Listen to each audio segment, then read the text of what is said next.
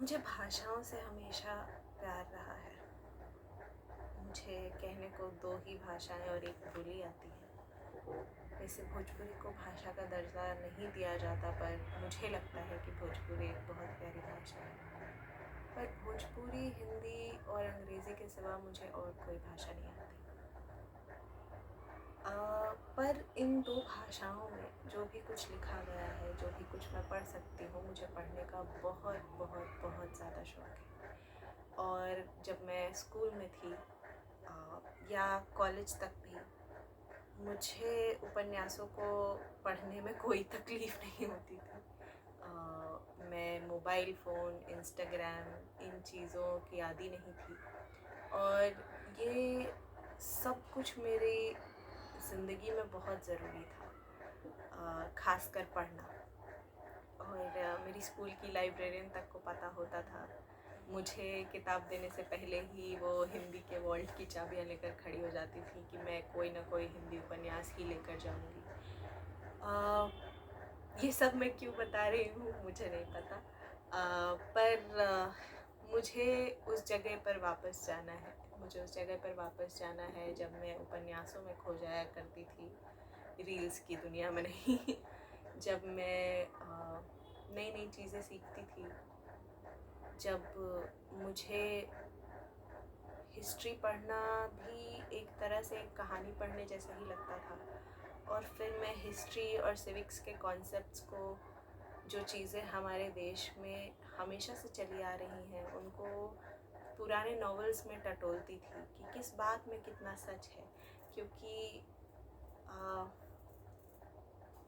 आप जब राजनीति को देखते हैं तो बहुत लोग बहुत सी बातें करते हैं। बहुत लोग कहते हैं कि ये कभी नहीं हुआ करता था, वो कभी नहीं हुआ करता था, और डिनाइल जिसको कहते हैं, उसमें जीने की बहुत लोगों की आदत है। तो जब आप पुरानी नॉवेल्स उठाते हैं और उनमें देखते हैं कि किस तरह की कहानियाँ लिखी जा रही थी और किस तरह की हकीकतें बयान करी जा रही थी, तो आपको समझ आता है कि बहुत सी ऐसी चीज़ें हैं जो लोग आज उन्हें कह सकते हैं कि वो कभी एग्जिस्ट नहीं करती थी, पर वो थीं और वो हैं। और जो आज कह भी रहे हैं कि वो चीज़ें नहीं हैं, वो अपने किसी फ़ायदे के लिए कह रहे हैं और किसी एक तरह के लोगों को दबाने के लिए कह रहे हैं, उनकी आवाज़ दबाने के लिए। तो ऐसी बहुत सी चीज़ें हैं जो हिंदी नॉवेल्स के बारे में मुझे अच्छी लगती हैं। और ना सिर्फ हिंदी नॉवेल्स, मुझे बाकी सब कुछ पढ़ना बहुत पसंद है, पर समय नहीं है। जब से एमबीए किया है, जब से कॉर्पोरेट की रैट रेस में घुसी हूँ, समय नहीं है।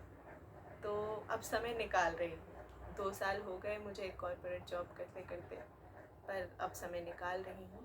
और जहाँ मैं अपना समय बर्बाद किया करती थी फ़ोन पर रील्स देखते हुए, भले ही वो 15-20 मिनट का ही समय क्यों ना हो एक दिन में, उनको अब किताबों में लगाने की कोशिश कर रही हूँ। तो जो पहली किताब मैंने पढ़ी, मेरे पास वैसे अभी कम से कम 50 किताबों का जत्था है जो मैं पढ़ नहीं पा रही हूँ, जो कई सालों से ख़रीद कर रखा हुआ है। उनमें से जो पहली किताब मैंने उठाई वो है अमृता प्रीतम की दिल्ली की गलियाँ। और ये मैंने तब उठाई थी जब मैं दिल्ली जाने वाली थी, और लगभग 1 महीना हो गया। ऐसा नहीं कि मुझे इतनी पतली किताब पढ़ने में 1 महीना लगा करता था, पर अब लग रहा है, क्योंकि मैं उठा ही नहीं पाती किताब। जिस दिन उठाती हूँ उस दिन बहुत पन्ने पढ़ जाती हूँ, पर उठा ही नहीं पाती किताब। तो मैंने फाइनली ये किताब उठाई और फाइनली इसको पढ़ना शुरू किया। अमृता प्रीतम से हमेशा से फ़ैसिनेटेड हूँ मैं, और सबसे ज़्यादा मैं तब फ़ैसिनेट हुई थी जब मैंने उनके थोड़ा बहुत उनकी लाइफ स्टोरी पे बेस्ड एक शो देखा था। और उसके बाद मुझे लगता था कि मुझे इस इंसान को जानना है, मुझे इस इंसान की लिखी हुई चीज़ें, इनकी रचनाएं मुझे पढ़नी है। तो मन तो हमेशा से था, अब फाइनली पढ़ने का मौका मिला। तो मैंने दिल्ली की गलियां पढ़ी, और अगर मैं इसके बारे में जो लिखा गया है उसको पढ़ने जाऊं तो दिल्ली की गलियां एक पत्रकार महिला की प्रेम और विरह भरी दास्तां को बड़ी गहराई के साथ चित्रित करता है। प्रेम और विरह तो ये चित्रित करता है, पर उससे ज़्यादा ये चित्रित करता है आज के ज़माने में भी एक कामकाजी महिला को किस तरह के लोगों का सामना करना पड़ता है। एक कामकाजी महिला किस तरह की बातें झेलती है, किस तरह के तंज झेलती है, और इनमें से बहुत सी बातें आज भी नहीं 100% तो कम से कम 90% आज भी आज के समाज में लागू है। और आप चाहें ना चाहें इस तरह के लोग आपके सामने आते रहते हैं। तो प्रेम और विरह तो इसमें है, बहुत अच्छी तरह से दिखाया गया है। और जब हम सुनील की बात करते हैं, सुनील एज अ कैरेक्टर उसमें कितने फ्लॉज हैं, पर उसको कभी एज अ विलन पोर्ट्रे नहीं किया गया, बल्कि कामिनी ने हमेशा उसको समझने की कोशिश की। पर एक समय पर आकर उसे समझ आ गया कि सिर्फ उसको समझते रहने से उसके अपने जीवन की राह साफ नहीं हो पाएगी, वो साफ तरह से नहीं देख पाएगी कि उसे क्या करना है जीवन में, उसे किसके साथ जाना है। और जब उसे वो रियलाइज़ होता है तो वो रियलाइजेशन कैसा होता है, और उसको कितने सुंदर मेटाफर्स से सजाया गया है, वो सारी चीज़ें इसमें बहुत प्यारी हैं। नासिर के साथ उसका रिलेशनशिप, नासिर का patience, and how she finally realises that he is the person that she can see clearly amidst everything that she cannot see clearly. Sorry for switching to English. I don't know, I mean I wanted to do this in Hindi, but अंग्रेज़ी ज़्यादा बोलती हूँ मैं आजकल corporate में, तो अंग्रेज़ी बोल बोल के आदत हो गई है हर चीज़ को अंग्रेज़ी में बयां करने की। स्पेशली जब फीलिंग्स की बात करने लगती हूँ तो अचानक से अंग्रेज़ी बोलने लगती हूँ। तो इनमें से कुछ चीज़ें मैं आपके लिए पढ़ना चाहूँगी ताकि मैं ये बुक आपको भेज सकूँ। If you want, you need to read this if you know how complicated feelings can be at times and you want to explore that from somebody else's story. This is a very very very good book to have. So Kamini as a journalist एक बार लिखती है कि एक बार किसी महान लेखक ने कहा था कि हर कविता, हर कहानी, हर तस्वीर उस खत की तरह होती है जो किसी की तरफ से अपनी महबूबा को लिखा जाता है। इन खतों को पढ़ने का किसी को इंतज़ार होता है। एक बार पढ़कर मन नहीं भरता तो वह उन्हें कई बार पढ़ता है, फिर उन्हें रुमालों में लपेटता है और संभाल कर रखता है।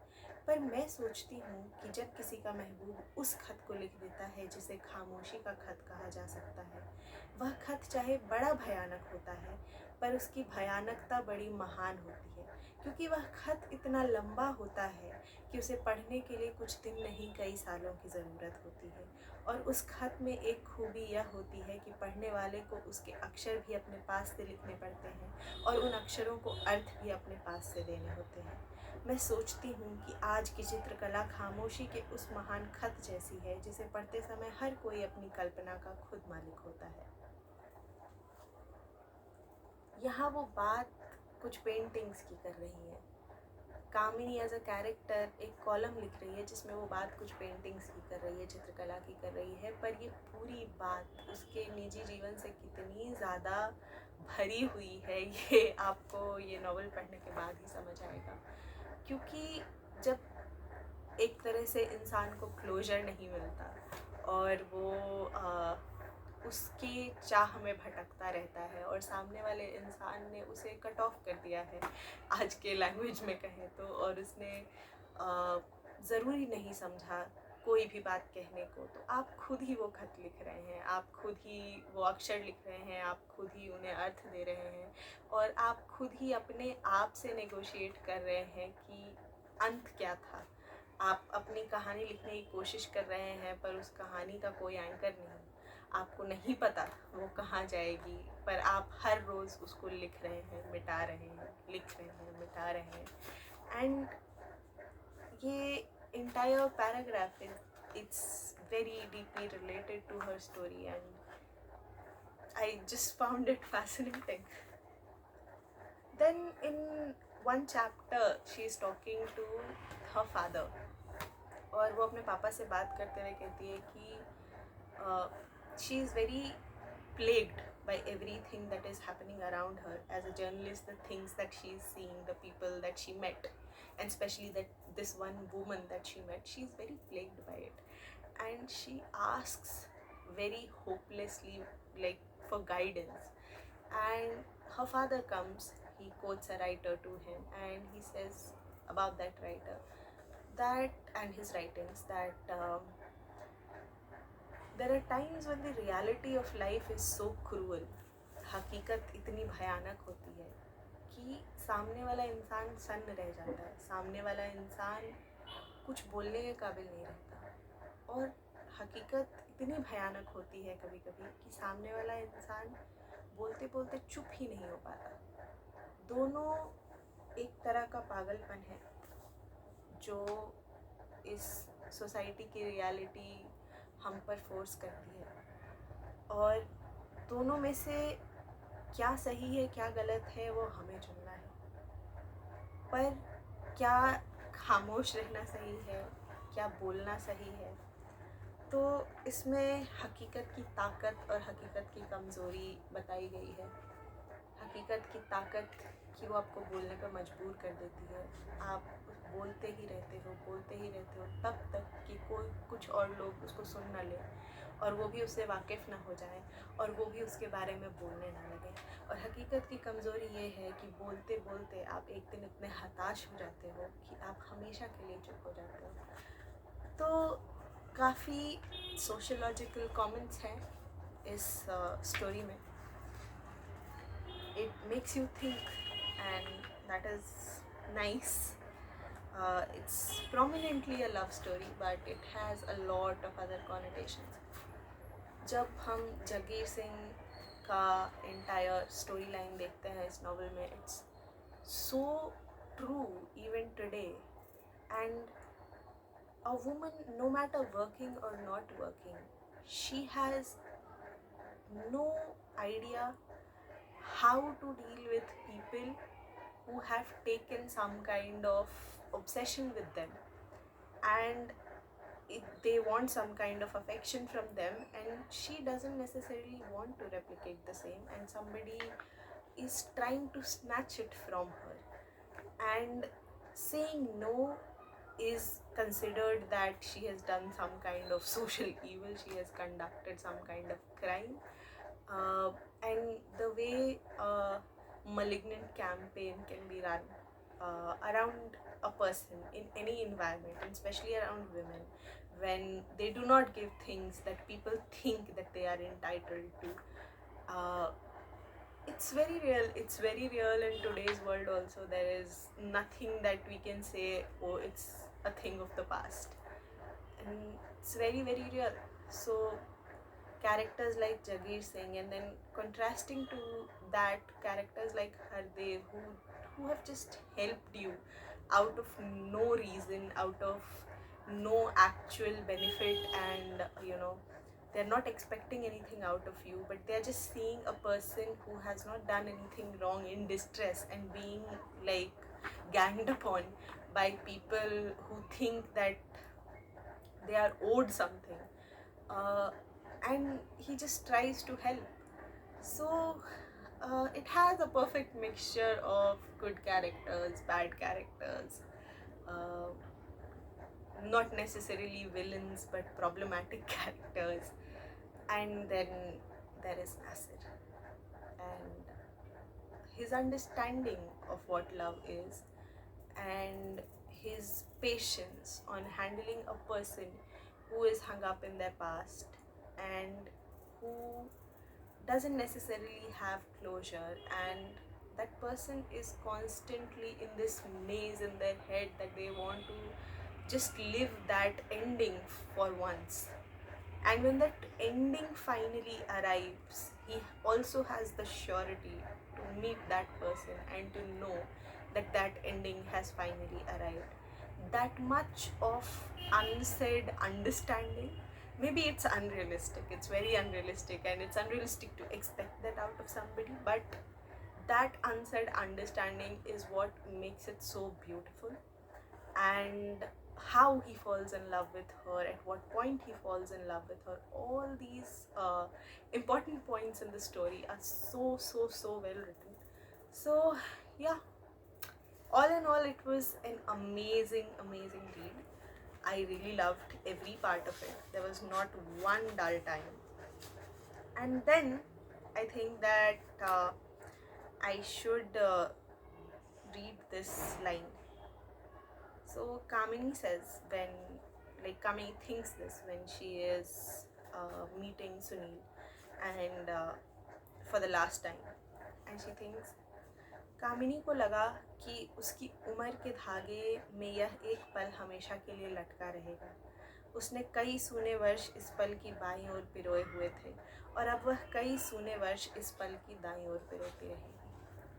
So the final meeting, when it happens, she realizes that the story that she was making in her head, that when she finally meets this person, everything after that will be amazing, or everything after that will go as per her plans in her head. When she finally meets that person in one meeting, she realizes that this is not how it's gonna happen. She was alone before, and she had no closure before, and she met this person, and she's gonna be alone after this. This person was never with her even when he was with her, and he's never gonna be with her even after this meeting. And she sensed that, she realizes that, and that is what paves way for her to look that who are the people who are actually with her in this entire thing. And yeah, so very very beautiful line.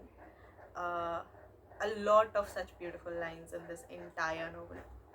And then I don't know if these stories are related, I'm reading this for the first time, but there are two small stories also. So the novel ends here, and then there is a story called Ganje Ki Kali, and then there is a story called Pardesi, and I love both of them. uh, Ganje Ki Kali is filled with so many metaphors. The title itself is a metaphor, and how much I have loved the story, the realness of it. I'll talk about it in some other video because it's a very deep story to talk about. Same goes with Pardesi. So yeah, that was it for this video. This is Dilli Ki Galiyan by Amrita Pritam, and I loved it. I would definitely recommend it, especially for people who like to read love stories. And Ganje Ki Kali and Pardesi we'll discuss in some other video.